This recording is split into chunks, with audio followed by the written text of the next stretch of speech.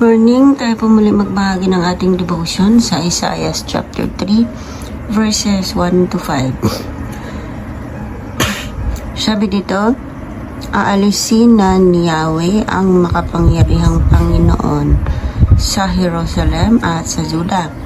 Ang lahat nilang ikinabubuhay at pangangailangan ang tinapay at ang tubig, ang magigiting na bayani at ang mga kawal, ang mga hukom at mga propeta, ang mga mangungula at ang matatandang pinuno, ang mga opisyal ng sandatahang lakas, ang mga pinuno ng pamamahalaan, ang kanilang mga tagapayo at ang mahuhusay na salamangkero. Ngayon din ang mga bihasa sa mga agimat, ang mamumuno sa kanila'y mga musmus na bata, mga sanggulang sa kanilang mamamahala. Mga sanggol ang sa kanila'y mamamahala. Aapihin ng bawat tao ang kanyang kapwa. Hindi igagalang ng kabataan ang matatanda. Maging ang hawak ay lalaban sa nakatataas sa kanya. Purihin ang Diyos sa pagkakabasa ng kanyang mga salita. Sabi ng Lord dito na aalisin ng Panginoon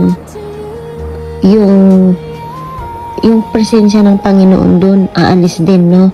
At sinasabi niya dito, lahat kung saan sila nakadepende sila dahil meron pa silang nakain, nakadepende sila dahil meron pang water, at mayroon pang matatapang na armies, mga sa government, let's say, na lalaban para sa kanila, magtatanggol sa kanila, aalisin din yun ng Panginoon. Maging yung mga propeta, gusto man nilang hanapin yung presensya ng Lord, hindi nila makikita dahil wala na rin yung tagapagsalita na mamamagitan sa kanila. Mga fortune tellers, wala na. Tapos kumbaga totally wala na silang maging matakbuhan kundi ang Panginoon. Ganun ipapakita ng Lord sa kanila. Kaya tayo, kung ano man yung dinudyos natin ngayon na para bang wala ka kasing kailangan kaya hindi mo naalala si Lord. Kaya minsan yung mga isa sa nagpapahamak sa atin, yung will of tayo na para bang wala ng katapusan yung sagana na meron kang ngayon. Kumbaga parang pati yung pride, yung ego, yan, nandyan namamayagpag. So, minsan kaya diba, may mga dinaranas tayong problems na iba-iba dahil yan din ang magiging way para minsan mag-post tayo sa sarili natin na ay kailangan natin si Lord, kailangan, di ba? Kasi tuwing meron tayong problema, way din yun ni Lord, no? Para di tayo mapalayo sa Kanya. Lagi natin siyang ay, teka lang, parang hindi na ata ito yung landas ko na tinatahak, di ba, parang ganun. So, yun ang prophecy sa kanila ng mga Israelita. So, makikita natin na hindi pa lahat natupad yung prophecy na ito. Pinapakita din dito na ito mangyayari sa hinaharap. Kaya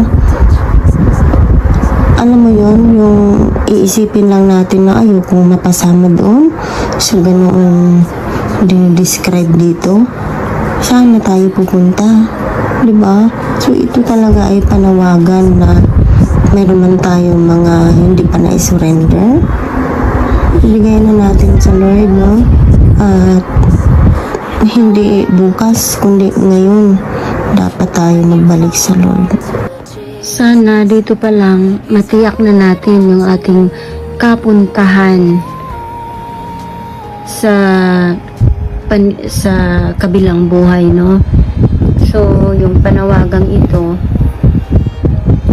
ay ito paghahanda, no, na sana hindi natin maranasan dito sa lupa, or kung maaga man tayong kunin ni Lord, di man natin naabutan tong physical na paghihirap, yung eternal, masisiguro natin na sa piling tayo ni Lord. Yun po. Magandang araw po sa ating lahat. Ang bahagi ko po, Isaiah chapter 3 verse 6 to 10.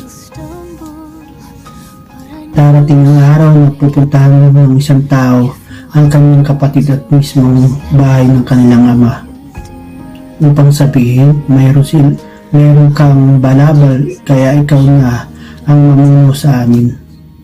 Ikaw ang mamahala sa gulo nating kabuhayan. Ngunit tututol ito at sasabihin, hindi ko kayo natutulungan. Wala kahit tinapay o balabal sa aking bahay. Huwag niyo akong pamamahalain sa ating bayan. Bumuo na ang Jerusalem, bumaksak na ang Juda, sapagkat sumuway sila kay Yahweh sa salta at gawa. Nilapastanganan nila ang kanyang maninina kalagayan. Ang pagkiling nila sa iba ay katibayan laban sa kanila. Gaya ng Sodoma, hayagan silang kung magkasala. Hindi nila ito itatago, kawawang mga tao. Sila na rin ang nagpahamak sa kanilang sarili. Sabihin ninyo sa mga taong matuwid, mapalad kayo, sapagkat mapapakinabangan ninyo ang bunga ng pinagpaguran. Amen. God bless po sa ating lahat. Mapagpalang araw po sa ating lahat. Ang aking pong bahagi ngayon ay mula sa Aklat ng Isayas, Kabanata 5, talata 13 hanggang 18. Kaya nga ang bayan ko ay dadalhing bihag ng hindi nila nalalaman. Mamamatay sa gutom ang kanilang mga pinuno, at sa matinding uhaw ang maraming tao. Ang daigdig ng mga patay ay magugutom. Ibubuka nito ng maluwang ang kanyang bibig. Lulunukin nito ang mga maharlika ng Jerusalem, pati na ang karaniwang tao na nagkakaingay. Ang lahat ng tao ay mapapahiya, at ang mayayabang ay pawang ibababa. Ngunit si Yahweh na makapangyarihan sa lahat, pupurihin siya sa hatol niyang matapat.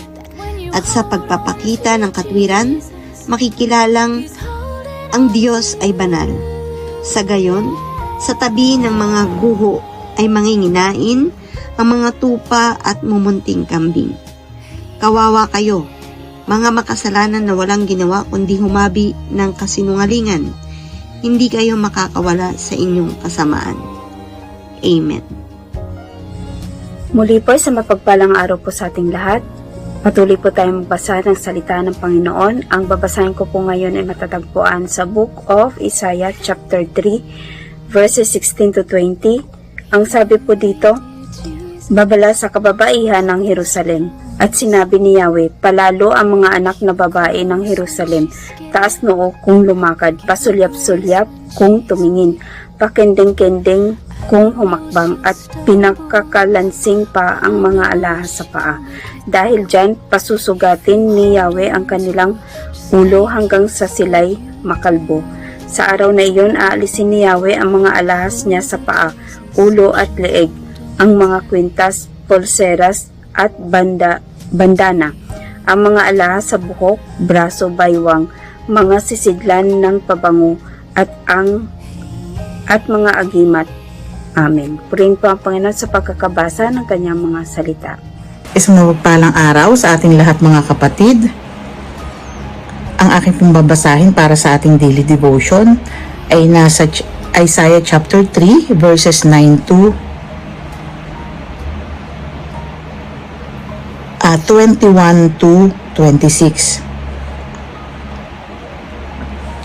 Ang mga singsing at ang mga hiyas na tangilong ang mga damit na pamista at ang mga balabal at ang mga panleeg at mga supot, ang mga maliit na salamin at ang mainam na kayong lino at ang mga turbante at ang mga lambong, at mangyayari na sa halip na mga mainam na espesiya ay kabulukan, at sa halip